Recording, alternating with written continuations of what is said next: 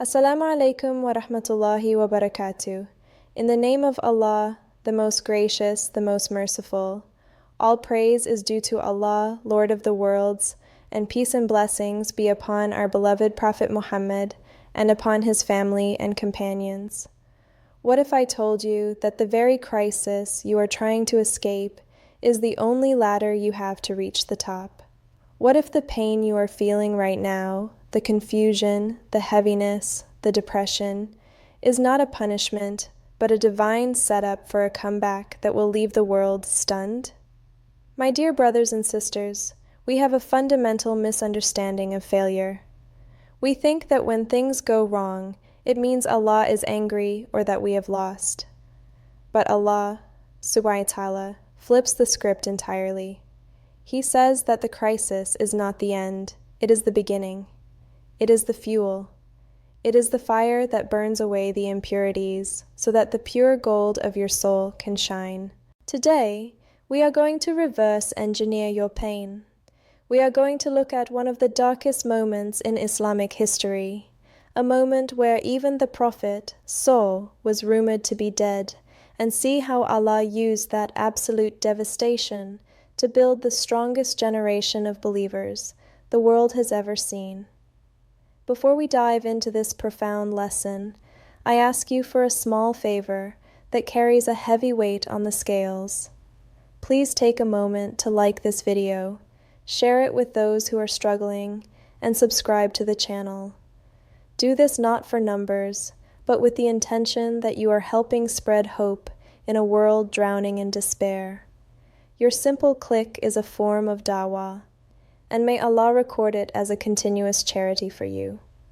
The concept of Wahan, Allah, subhanahu wa ta'ala, introduces us to a word in the Quran that is terrifyingly accurate to how many of us feel today. The word is Wahan. وَكَأَيٍّ مِّن نَبِيٍّ قَاتَلَ مَعَهُ رِبِّيُّونَ كَثِيرٌ فَمَا وَهَنُوا لِمَا أَصَابَهُمْ فِي سَبِيلِ اللَّهِ وَمَا ضَعُفُوا وَمَا اسْتَكَانُوا وَاللَّهُ يُحِبُّ الصَّابِرِينَ. And how many a prophet fought, and with him fought many religious scholars, but they never lost assurance due to what afflicted them in the cause of Allah, nor did they weaken or submit. And Allah loves the steadfast. Linguistically, Wahan describes a bird that has eaten something infected. It wants to fly, but its muscles won't respond. It flaps its wings, but it stays grounded. It describes a temporary paralysis. Is this not how we feel when depression hits? You want to get up, you want to work, you want to pray, but your body feels heavy. Your mind is foggy. You are stuck. This is Wahan.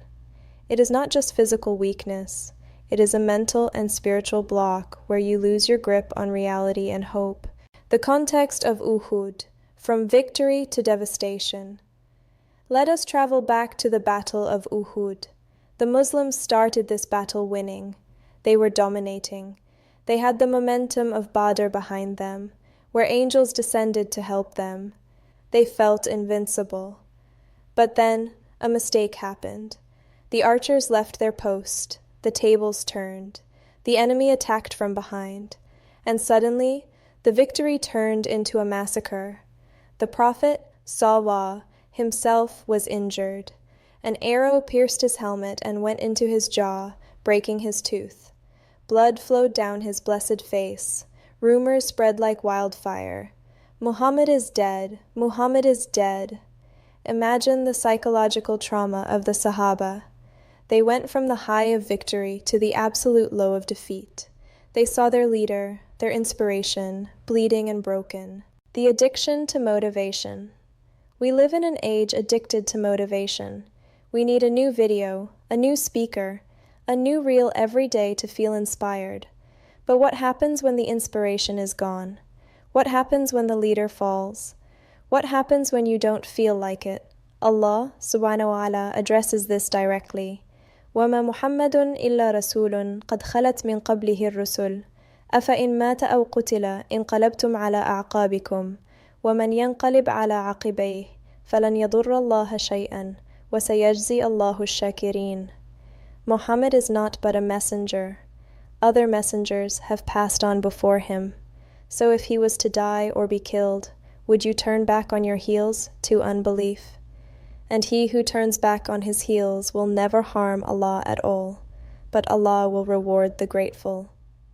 Allah is telling them, your faith cannot be dependent on a person, even if that person is the Prophet, Sallallahu. Your motivation cannot come from outside. It must come from conviction inside. If you turn back because things got hard, you are not hurting Allah. You are only hurting yourself. The divine strategy, purification through fire. Why did Allah allow this to happen?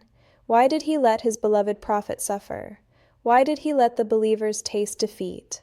Allah answers, وَلِيُمَحِّصَ اللَّهُ الَّذِينَ آمَنُوا وَيَمْحَقَ الْكَافِرِينَ, and that Allah may purify the believers through trials and destroy the disbelievers. The word yumahis comes from the process of purifying gold. You cannot clean gold with soap and water. You have to put it in the fire. You have to melt it down. Only in extreme heat do the impurities rise to the top, so they can be removed. Allah is saying, I put you in the fire of Uhud not to burn you, but to purify you. There were hypocrites among you who would never have been exposed in times of ease. There were weaknesses in your hearts that you didn't know existed. The crisis revealed them so you could fix them. The test of the unseen. It is easy to believe when you are winning. It is easy to shout Allahu Akbar when the business is booming and the family is healthy. But true Iman is tested when you are losing.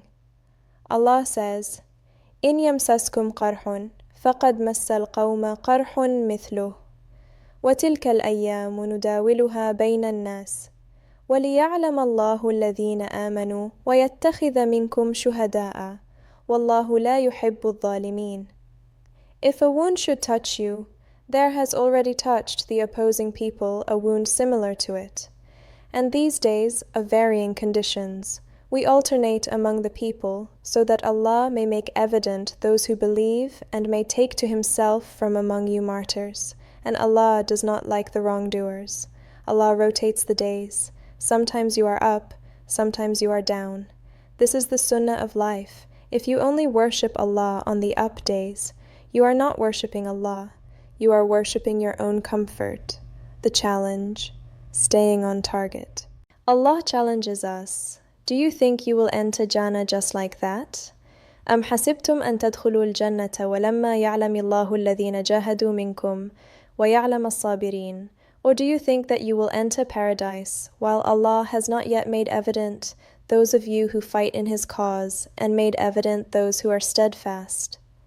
The word sabirin, the steadfast here, means those who stay on target. Imagine you are walking to a destination. The sun is shining. You keep walking. Suddenly, a storm hits. You keep walking. It starts to hail. You keep walking. You do not change your direction because the weather changed. This is sabr. Most of us change our direction the moment the weather of our lives changes. We get sick. We stop praying. We lose a job. We lose hope. Allah is looking for the ones who keep walking regardless of the storm. Now, the dua for the broken. So how do we build this resilience? How do we stop feeling Wahan, weak and paralyzed? Allah gives us the dua of the people who came before us, who faced even worse disasters and stood firm. وَمَا كَانَ قَوْلَهُمْ إِلَّا أَنْ قَالُوا رَبَّنَا اغْفِرْ لَنَا ذُنُوبَنَا وَإِسْرَافَنَا فِي أَمْرِنَا وَثَبِّتْ أَقْدَامَنَا وَانصُرْنَا عَلَى الْقَوْمِ الْكَافِرِينَ. And their words were not but that they said, Our Lord, forgive us our sins and the excess committed in our affairs, and plant firmly our feet and give us victory over the disbelieving people. Look at the order of this dua. They didn't start by asking for victory. They started by asking for forgiveness. They looked inward. Ya Allah, forgive our mistakes and our excesses. They took responsibility. Then they asked for stability. Plant firmly our feet. And only then did they ask for victory. This is the formula. Clean your heart, stabilize your soul, and then victory will come from Allah. Your comeback starts now.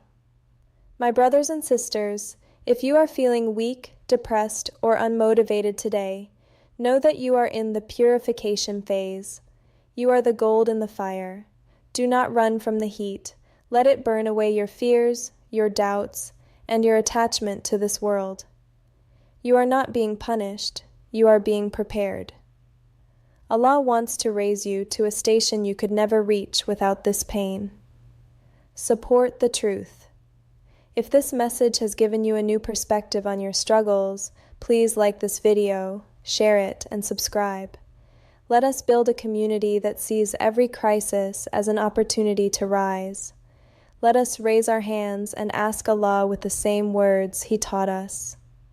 Our Lord, forgive us our sins and the excess committed in our affairs, and plant firmly our feet, and give us victory over the disbelieving people. Allahumma inni a'udhu bika min al-hammi wal-hazan, wa a'udhu bika min al-ajzi wal-kasal. O Allah, I seek refuge in you from anxiety and sorrow, weakness and laziness. ربنا لا تزغ قلوبنا بعد إذ هديتنا وهب لنا من لدنك رحمة إنك أنت الوهاب. Our Lord, let not our hearts deviate after you have guided us, and grant us from yourself mercy.